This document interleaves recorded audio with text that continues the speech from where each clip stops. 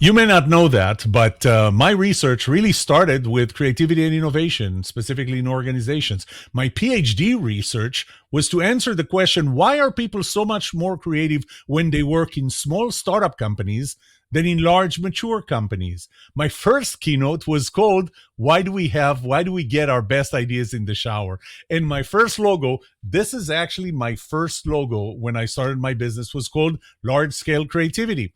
Now, over time, I became more fascinated with the foundation for creativity and innovation in the organization, as well as other things in the organization, and that's trust. And that's why today I'm committed to trust. However, recently, I met Dr. Heather Hodges. And Heather is local here in the Dallas area, and she took me back to the early days of my own research in creativity and innovation in organizations. She's also working on her second doctoral degree on this topic. So I decided to ask her to be a guest on this show. So we're going to talk a little more. I'm going to take a little break from trust as if I can. And we're going to talk a little more about creativity and innovation in organizations right after this.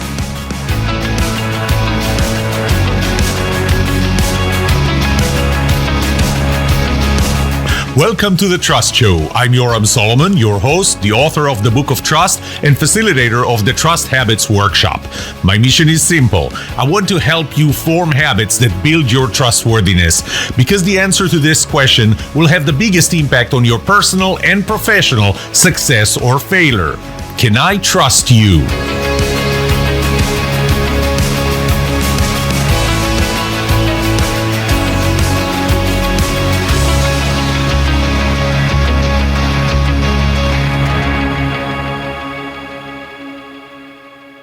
Okay, Heather, you actually started by saying, I'm in.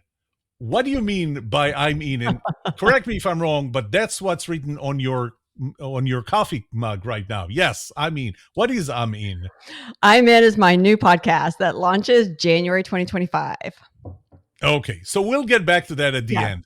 But let's start. First of all, Heather, welcome to The Trust Show. Thank you, Yoram. Thanks for having me. This is going to be a fun conversation. It is very rare that I run into somebody who geeks out on creativity and innovation in organizations as much as I do. But brother, you do. It's amazing. I have to say the same. I mean, the first time we met and we started talking about creativity and innovation, I'm like, she gets what I was doing. I get it. And then we start like, have you read this? Have you read Teresa? I'm like, yes, she's amazing. Like we know the same research. We speak the same language on creativity and innovation for sure. So, you know, I was always an innovator. I have patents, and I invented crazy things ever since I was a kid. What drew you to creativity and innovation? I can't remember a time when I didn't consider myself creative, but for me, creativity came in the form of art. And I think this is a misconception of a lot of people, especially in the United States, that we associate creativity only with the arts, and we think of innovation as science, but that's not the whole picture. So I think that my childhood set me up to not only love travel and languages and cultures and art, but it opened my mind to how can we use creativity in our everyday lives as well. And coming from a corporate background, how do we use creativity in the workforce and in organizations as well? So it's never not been there, Yoram. It's just been a part of my life. And I love helping people lead to unleash creativity in themselves and in their teams. So what was it you said in your childhood opened you to art and creativity. What was it? So I think like you, I grew up internationally. So you are now living not in the country of your birth. I am now living in the country of my birth, but I grew up in the Middle East. I lived in Europe, in junior high and high school. I actually lived in Paris, France. And back in the day, the museums were free on Sunday. So guess where we were every Sunday? My mom and dad dragged us to museums every Sunday for years, and it stuck. So, learn to have a love of art, a love of culture, and just trying to crack the code on creativity. And what is it? Where does it come from? How do we get it? How are we born with it, or can it be enhanced? And my connection with creativity is obviously through art, but it's so much more than that. You But know, that's my childhood. I'm going to skip to a question that burns in me. I did a workshop a few years ago. Actually, now that I think about it, 12 years ago when I started. My daughters remember that I called the workshop Gianna. Great ideas are not accidental. So I have to tell you the story behind that, because I joined a company, a public technology company, as the vice president of corporate strategy. And the goal in bringing me in was to turn the company around. Mm. And I came up with an idea of an area we need to be in, and a product for which I wrote quite a few patents. And I remember one of the board members followed me to my office, and he said, what you did here today, the idea that you brought, happens to a company once in a lifetime. It happens to a person once in a lifetime. And I was thinking about that. No, this is not the first time it's happening to me. And I said, why do you think that it happens once? He said, because great ideas are accidental. And I thought about it for a second, and I said, you know what? I think I agree that you don't put on your calendar Thursday at 8 a.m. I'm going to come up with a great idea that's going to change and turn around our company. You don't put it on the calendar. It does come up. But why are some people more prone to it than others? And I thought about the analogy, and the Dallas North Tollway, right? Mm-hmm. So let's say that you want to have an idea, or you want to have an accident. So that's the analogy. You want to have an accident. If you're going to ride your bike in the bike trails in the park, you're not going to have an accident because there are no cars there. If you ride your bike at 8 a.m. on the Dallas North Tollway, you will have an accident. So maybe great ideas are accidental, but you can put yourself in a situation where those kind of accidents are more likely to happen. What do you think about that? That's a fascinating question. Here's what I think, and here's what the research shows on that. If you want to have a great idea, you need to have a lot of ideas to choose from. And we can actually train ourselves to ideate, to come up with more and more ideas.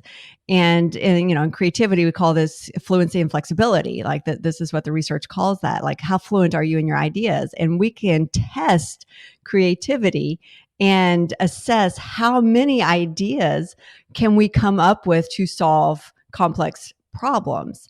So I don't think I agree with him that a creative idea is accidental, because I think that you can train yourself, and we have research that shows that you can train creativity. You can train yourself to come up with a lot of novel, useful, appropriate ideas to solve complex problems. But to get a good idea, you got to have a lot of them to choose from. So as you said, if there's you go where the ideas are, you train yourself to get there. And go ahead. Yeah, no, I don't know if I sent you the video for my first keynote. Why do we get our best ideas in the shower? Because I talked about a process, a 4-step process, and the first step was you have to open yourself to fields that are other than your own field. Typically, people stay in their lane, in their field, and they don't open themselves to what's happening elsewhere.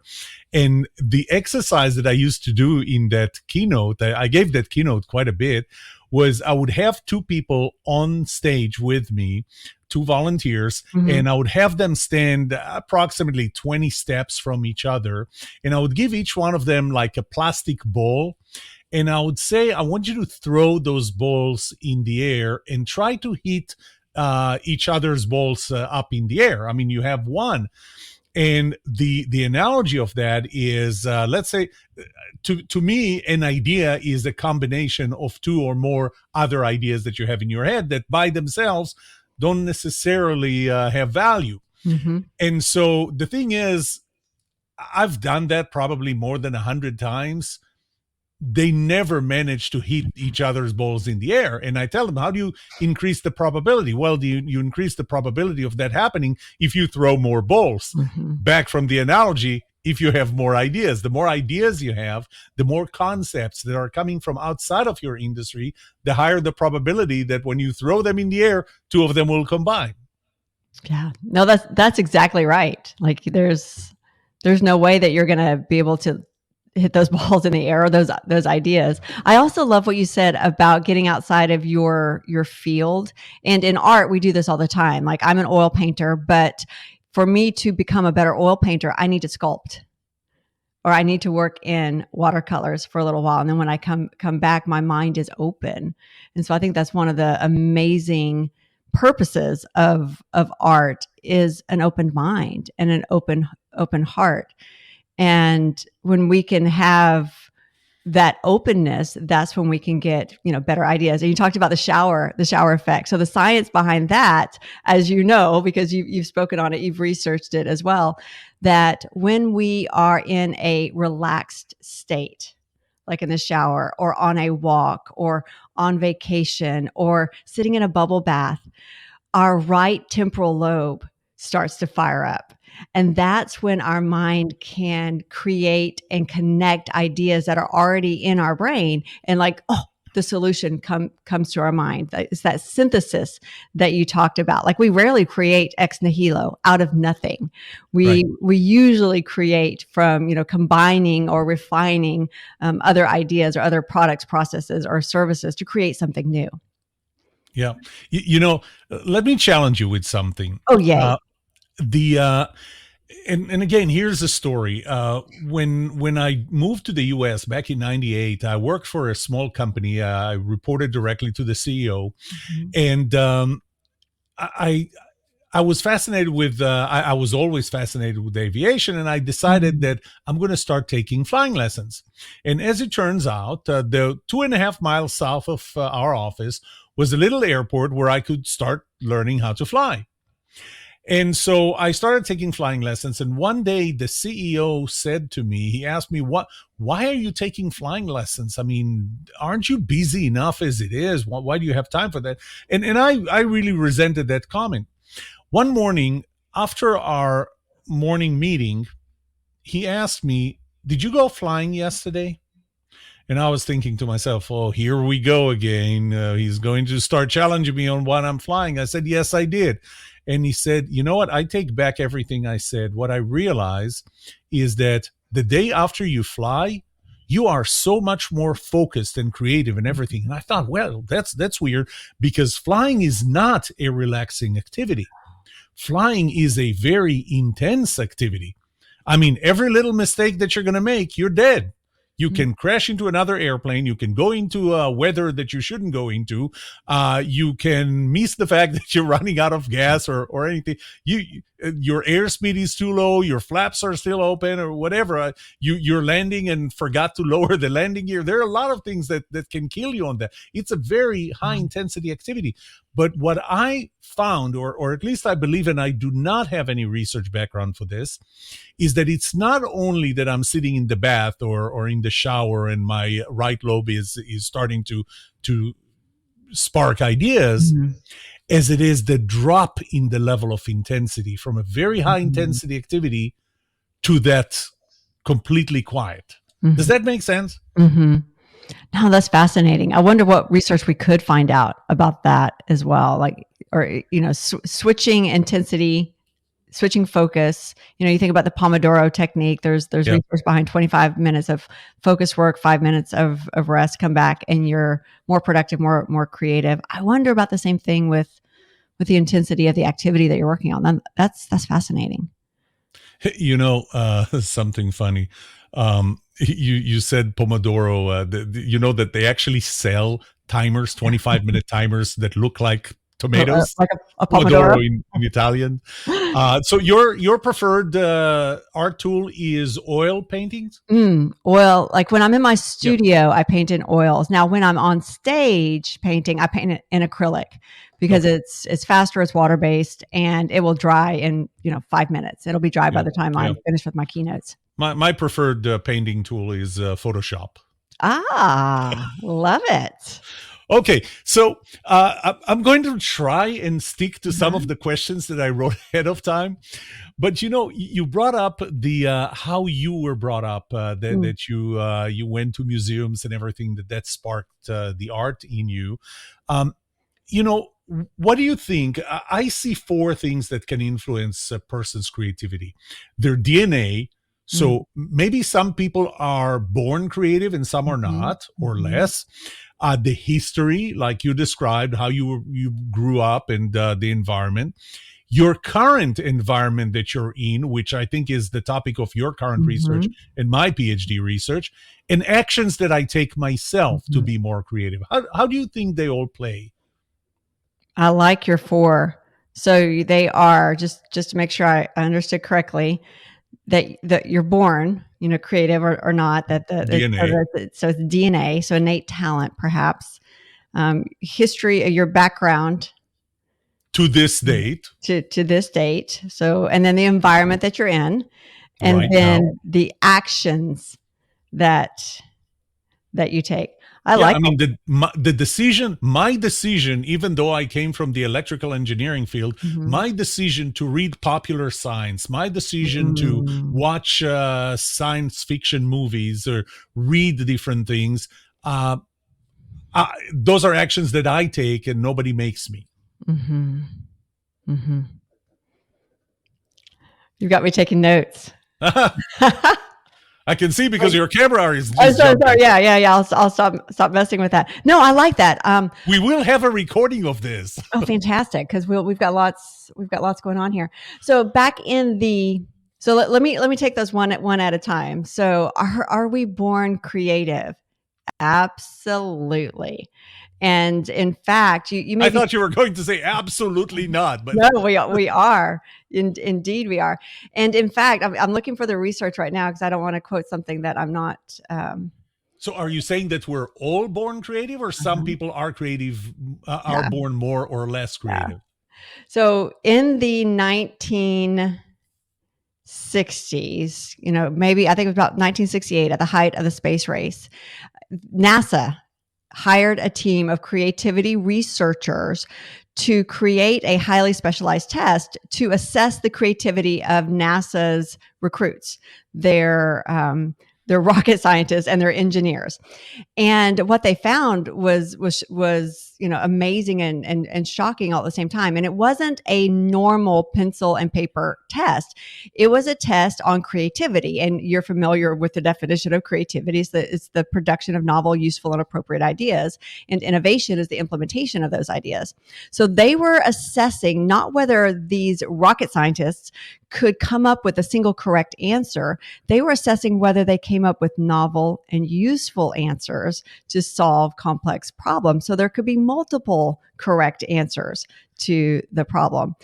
And I'm not sure to what extent that test helped the US win the space race. But what I do know is that those creativity researchers, they were left with some burning questions like, where does creativity come from?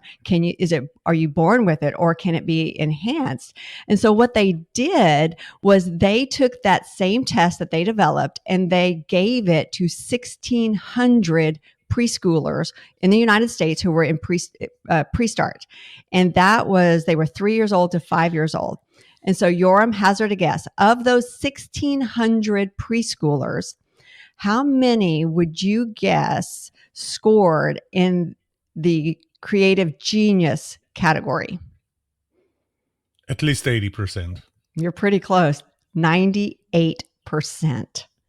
which scored. falls within the at least 80%. Yeah. So I should have gone at with at least, least yeah, one. yeah, at least one. Then you're absolutely correct. But 98%. Like, okay, wait, what? And so they were the researchers were so surprised, and it's land in Jarman, and they published this in Breaking Point and Beyond, Mastering the Future Today. So I give you cite my sources. So those were the researchers, but they were so fascinated by 98% that they decided to turn it into a longitudinal study, and they tested those same children again 5 years later when they were around 10 years old. And what do you think the percentage now was of those children? What percentage scored in the creative genius percentile? At what age? 10. So it went from 98% at 10, 3 to 5 years old. Around 50%. No, you're not. You're pretty close. 30%. It had dropped from 98% to 30%. They tested them one more time when they were 15, and the figure had dropped to 12%. And when they give it to adults, sadly, only 2% of us score in the creative genius category. So if 98% of us score in the creative genius category in childhood, what happened? Like, where did all of that creativity go? And my my best answer to that is convergent thinking happened. When we get to school, we are taught how to produce the single correct answer to get it right and to solve the problem, or to, learn the definition, or learn history. Like, everything at school almost has a, one answer. Children are divergent thinkers. They come up with lots of different creative ideas, and, their creativity is in overdrive. And somewhere along the way, that kind of gets trained out of us, or we get convinced that it's only the artsy creatives who get to call themselves artists or creatives. And so by high school, like 12% in high school are considering themselves creative, when in reality, we are all creative. It's just we stifle it, or we stymie it to come up with that correct convergent thinking idea. And for us to be truly creative, we need to be divergent thinkers. We need to come up with lots of different ideas. We need to get on the Dallas North Tollway and have lots of opportunities to have good ideas. Have an accident in the first 5 minutes. Yeah. You're going to get there. No, I don't recommend to anyone to go on the Dallas North Tollway. No, definitely not. So, and then moving into your second question about your history and your background, I think that, yes, absolutely. If you were surrounded by opportunities in your background, whether it's your childhood or your upbringing, or now where you are now, that encourages you to be a divergent thinker, then yeah, you're going to be more creative versus, being stifled or stymied, or the status quo. We can't come up with new useful ways to, do this process at work, or, no, this is the way we've always done it. Then those kinds of backgrounds are going to stymie your creativity versus nurturing it. So I think that is also true, which leads into your third hypothesis, which is the environment. And that's my research right now.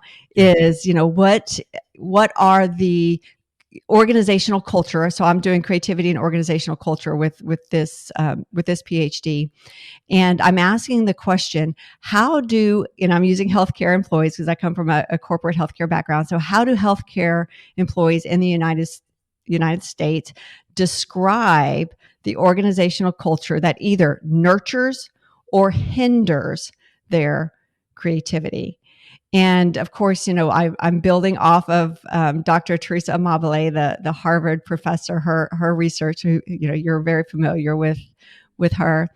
And she, in her research, she uses the word, kill creativity or nurture creativity, hinder creativity, or help creativity flourish. And I suspect, like, I'm doing qualitative research, but if I was a quant researcher like you, my hypothesis would be I would find the exact same thing that she found in her research, which is that when you have a culture that is a status quo culture, a culture of fear where there's no psychological safety, a culture where you have a supervisor who is micromanaging or passes a lot of judgment on you, or just that high pressure, those things tend to stymie creativity and kill creativity versus the opportunity to be intrinsically motivated to create, where you get praise and recognition for your creativity. You're offered meaningful work. And I'm looking at because I've got my notes pulled up here, the achievable goals, some level of autonomy. And I love how she describes this, that, organizations, supervisors should tell us which mountain to climb, but then leave it up to your team how to climb the mountain. And so that's where the autonomy comes in. And then I love this next two: adequate time and adequate resources. And she uses that word intentionally because the Goldilocks principle comes into play here. When we are given too much time or too little time and resources, or too much resources or too little, it has a negative impact on our creativity. It has to be just the right amount. And then of course, practice and training. And when we have the opportunity to practice and train and, relearn our creativity, we are going to be more creative. So the environment has a lot to do with our creativity, especially in organizations. And then your fourth one was actions. What can we do to be more creative? I think that just like in organizations, like I train leaders, and I can help leaders unleash the creativity on their team by helping them set up the correct environment and learn different leadership and management practices. We can do the same thing with ourselves. When we give ourselves the opportunity to be intrinsically motivated to create, and we create a culture of psychological safety, even with ourselves, then we are more likely to be creative, which I am going to turn the question on you now, Yoram, because I was thinking the intersection of creativity and trust is absolutely fascinating. And I think a lot of times we think of trust as external, trusting another person, trusting another human being. But what about trusting ourselves? And I wonder how you would answer that question, being an expert in both trust and creativity. What part does trust play in one's own creativity? It's a good question. I thought you were going somewhere else with the question on Let's go trust. There too. To me, my transition was, so I did the research on creativity in organization. Again, you're the closest person to my original topic, to my PhD topic that I ever talked to, because we talk about the same people, the same research, and so on. I actually use Teresa. You call her last name different. I just say Amabil. I guess I'm saying it wrong, but I use her quote when I talk about what autonomy is, because autonomy is has one of the biggest impacts on employee creativity. And the way she defines it is that you have to let your employees decide how to climb the mountain. That's autonomy. You need not, however, let them decide which mountain to climb. So you decide which mountain they're going to climb, but you have to let them climb that mountain. In terms of trust, so I started with that research, and I realized, who am I going to help with? Okay, now that I know where creativity is coming from, and just like you said it, what's between creativity and innovation? Creativity is something individual; it's personal. Implementation is an organizational factor, and the outcome is innovation, which is organizational factor. So you take employee creativity, you implement it, you get innovation. Well, so I'm going to be helping large companies be more innovative and create a culture of innovation in the company. And after my research, I came down to the culture was really, I drew it in a 2x2 matrix. So on top are the good things, and the bottom are the bad things. On the left are the vertical things, so between leader and employees and followers. On the right side are the horizontal things between people at the same level within a team. And so the good things vertically are autonomy going down, accountability going up. The flip side of it is bureaucracy going down, CYA going up. And actually, this is a PG-13 podcast. Cover your ass going up. Then on the right side, the horizontal relationship between people within the team, it's their ability to hold what I call a constructive disagreement. Mm. So I remember meeting with this company that I was going to help, and and I met with their chief of HR, the CHRO, and the CTO, the chief technology officer, because they realized that they don't have enough innovation in their company. They were another technology company. And I met with them and I started asking questions along the lines of autonomy, bureaucracy, accountability, CYA, and the ability to hold constructive disagreement, or the two opposites to that, destructive disagreement and politically correct disagreement. The one where you have the meeting before the meeting after the meeting, just not the meeting during the meeting. Mm-hmm. But everything I asked, it's like it was all negative. And I started, the researcher in you gets into play and you start asking why. And it all came down to trust. They didn't trust their employees. Their employees didn't trust them. Employees didn't trust each other. There were a lot of politics inside the organization. I remember going home saying, I'm missing something here. And at that time, I had just finished writing the book, Culture Starts With You, Not Your Boss. Mm-hmm. It was the hands of the editors. And I came back home and I wrote 6 more pages to that book, and I called those pages Building Trust. And that was the epilogue to that book. It never went through the editor, so all of the typos and grammatical errors are in those 6 pages. That was the first time I wrote about trust, and that's when I started researching trust. Now, to your question, you asked, where does trust in myself play? Well, we trust 3 different things. We trust ourselves, we trust God, we trust other people.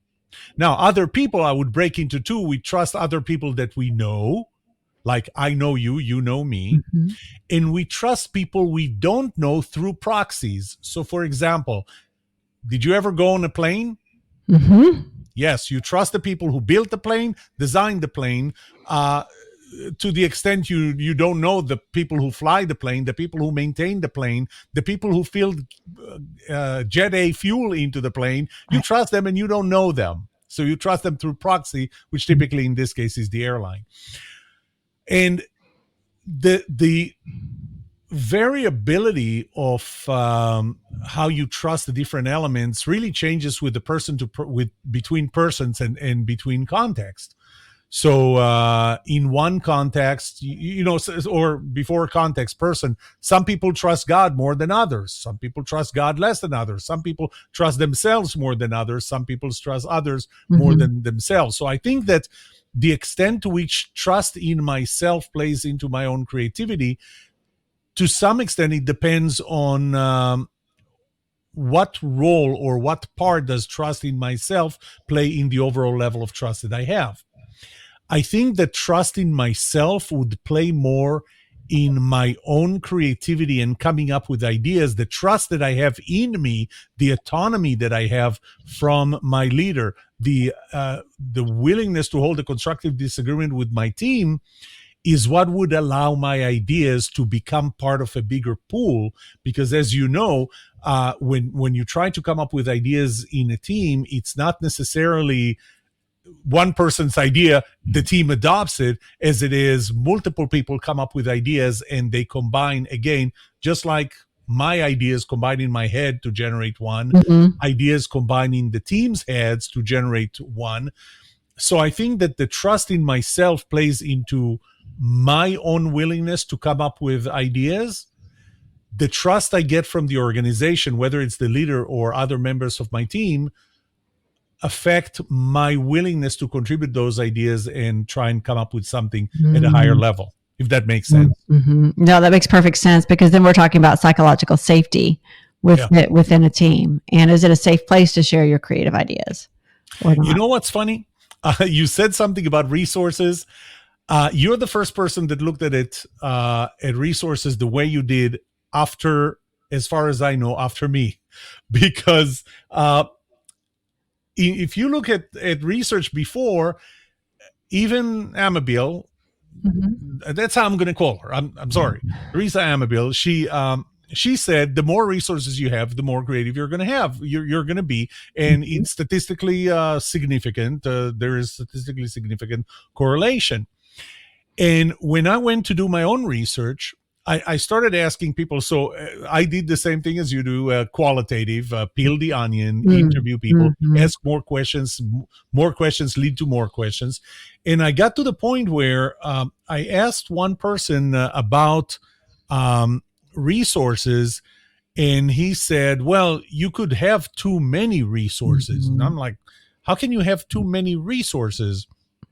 And he said, well, when I worked in a large company, everything I needed, bam, I got it. They gave me, I didn't have to be creative. And when I worked in a startup company, I couldn't afford to get the equipment and machines or whatever we needed. I had to be creative to get Mhm. them. And that's when I realized that the relationship between resources and creativity is not straight. It's actually an upside down U shape. Mhm. So there is an optimal level of resources, Mhm. and there can be too many and too little. Right. Yeah. Yeah, the inverse effect of it. It's fascinating, isn't it? Yeah, So yeah. We it's can do this forever. I know the other thing that was really fascinating to me about that was just the resources, but also rewards. That when bonuses are attached to creativity, it can have a negative effect versus Yes. having, that's an extrinsic reward versus the intrinsic drive and the draw to be creative. So I think that a lot of organizations, they miss the mark on that. They think, oh, like, we're gonna have a competition. We are going to offer, a $100 bonus to the person who can come up with the most creative idea. It doesn't work that way. Like it actually has an inverse effect on the creativity of their employees. Donna Ariely did a lot of research on Hmm. that, on how extrinsic motivations and rewards specifically. And, Hmm. and he was not the only one. Others have done research on that too. And they found that in some cases, you throw in extrinsic motivations and you actually reduce creativity. You don't Hmm. increase it. Hmm. There is a challenge. There was the candle.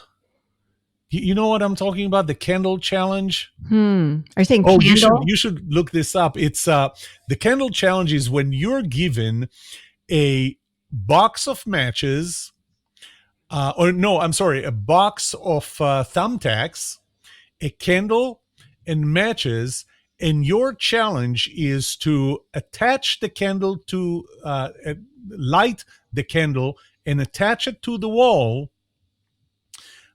in a way that it's not going to drip on the floor. And you let people do that with only with the things that they have, and you let them do this, and they just some people are more creative. They can come up with the answer.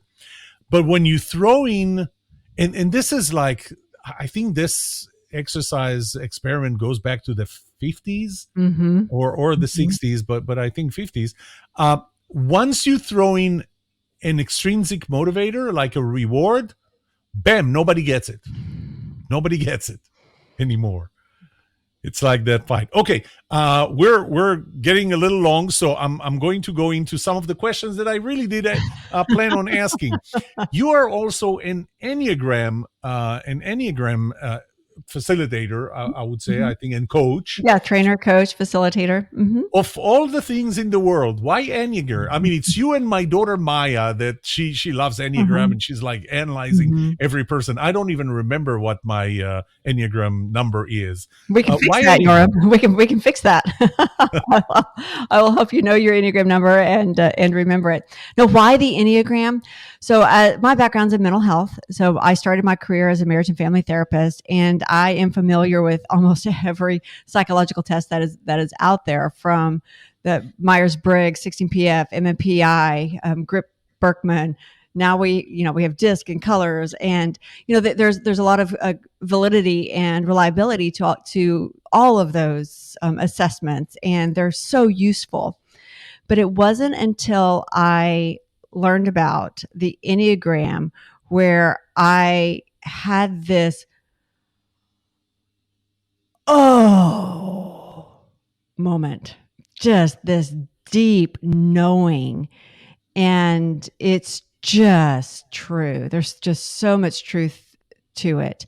So all of the assessments that we have in psychology today, they date, they're less than 150 years old. The Enneagram is ancient. It's old. It's at least 2,000 years old, if not older. And it's a map of human personality. And one of the things that when I first heard about the Enneagram, not only did I think it was hocus pocus, but I was like, yeah, how can there only be 9 personalities in a world full of, what do we have now, 7 billion people or more, like We're over 8 billion?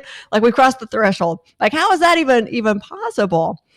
And so that people give birth. That's no. and aliens. You have to account for the aliens. Some of the 8 billion are undocumented. Yeah.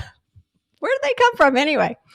So I was skeptical of this, also because the way it looked, the Enneagram, it looked, a friend of mine gave me a book of the Enneagram nearly 30 years ago. And I took one look at the cover and it was a picture of the Enneagram and I tossed it in a drawer. And because I thought it looked like a pentagram, I didn't count. Oh, wait, there's 9, not 5. Yeah. And so I didn't think anything of it until I learned about it, maybe 15 years ago now, or maybe a little less than that, 12, 13 years. From my husband, who went on a retreat and he learned the Enneagram from Suzanne Stabile and Ian Cron.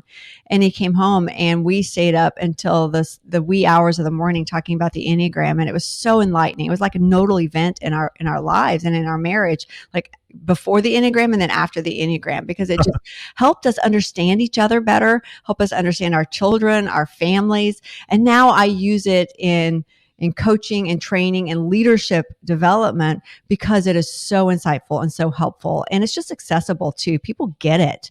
And once they learn their number and, come to one of my seminars, or I'll help you discover your Enneagram type, or I can give you an assessment and we can figure that out in a hot minute. But it's just so helpful.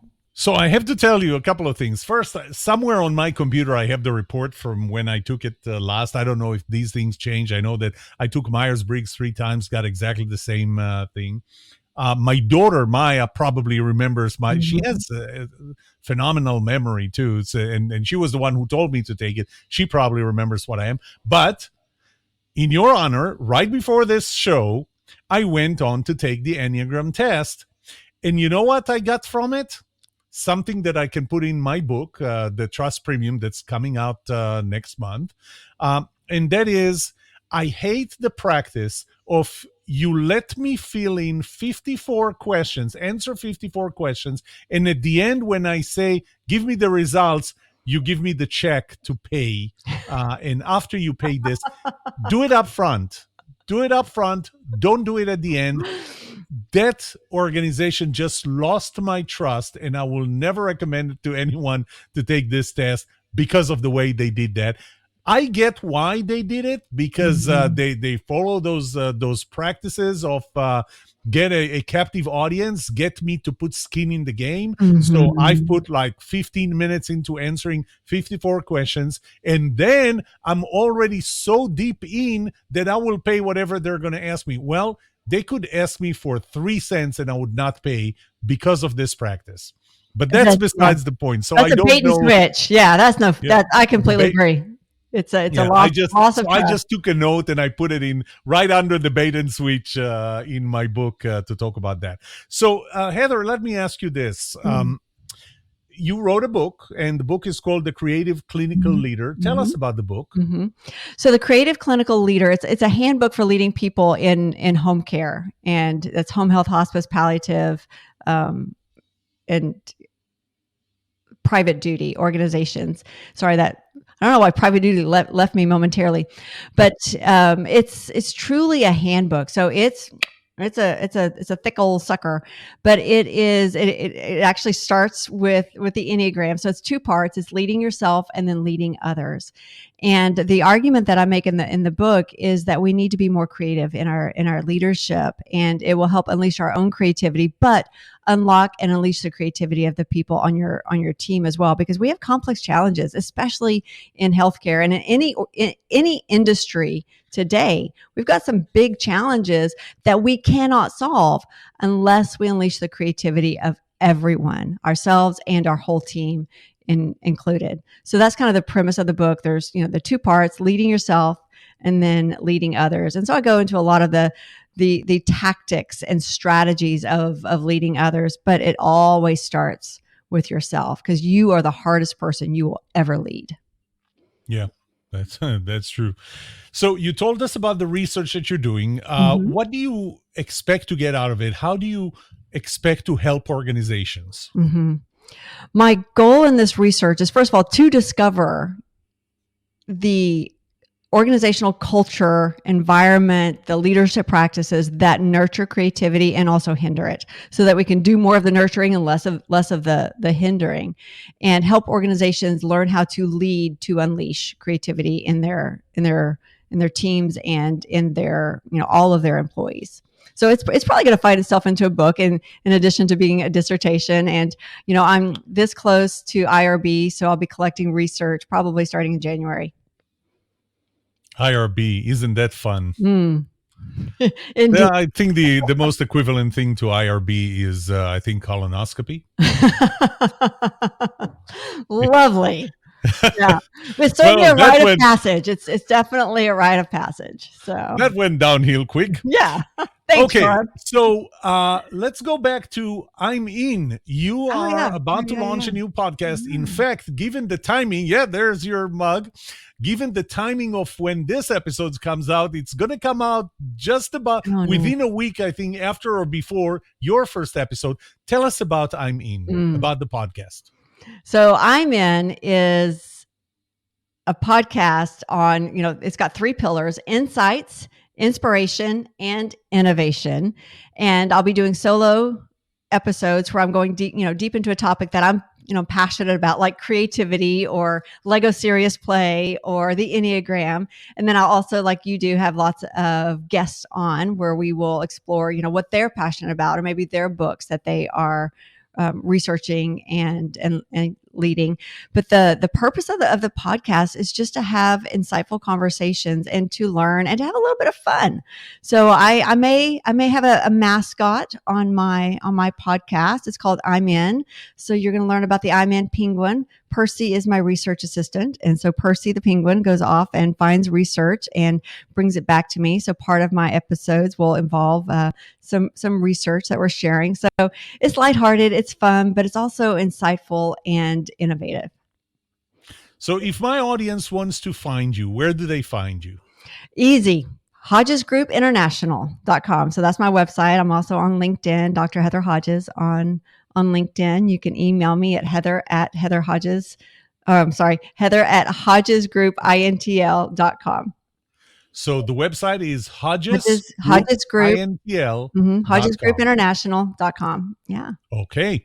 And, today, I don't know if people even type websites anymore. You just go Hodges Group International and you'll come up. You'll find it. Or Heather Hodges Speaker. You'll find me. Heather, thank you so much. We ran out of time like 10 minutes ago. It was really great. I mean, I think I could do that with you for forever. Yeah. Thank you for being on the show today. Thanks for having me, Yoram. And this is it. This is what we have for you today. I know it's a little diversion, but this is how I started. I started with creativity. I'm really glad to have Heather push that area of creativity. I think creativity and trust are very closely related. That was one of the reasons why I switched into trust. I hope that we made you think a little differently about creativity and even about the connection, the relationship between creativity and trust. May trust be with you. This was The Trust Show. If you enjoyed this episode, like it, subscribe to this channel, and get informed when I release more episodes like that. And remember, the answer to this question will have the biggest impact on your personal and professional success or failure. Can you be trusted?